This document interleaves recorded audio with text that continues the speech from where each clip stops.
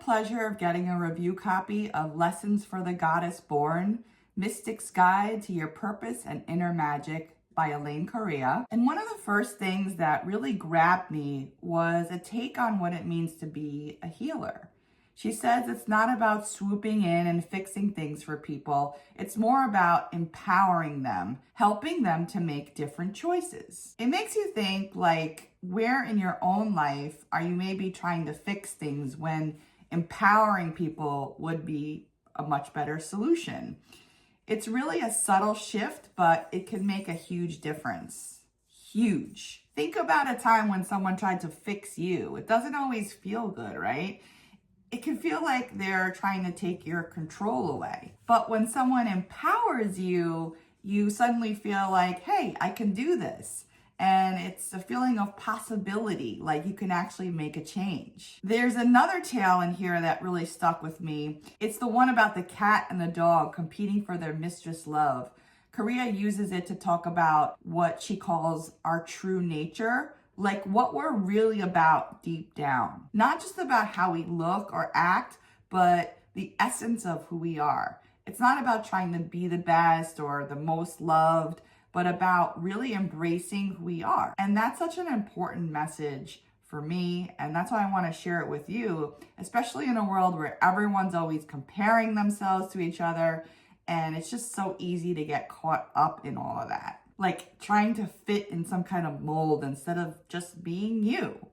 It makes you wonder what we could accomplish if we all just focus on celebrating what makes us unique. It's about recognizing that our quirks and our flaws are often the things that make us special. Correa doesn't just talk about these ideas, she shares her own struggles too, which I found really relatable. She talks about dealing with self-doubt and fear, even after she achieved success, and those feelings, they didn't just disappear, poof, gone. She says true wealth is about self-worth, like recognizing your value no matter what. How many times have we felt not good enough because we're comparing ourselves to impossible standards? And social media doesn't help here, that's for sure. But imagine if we all just tapped into that inner knowing that we are enough. What would that look like for you?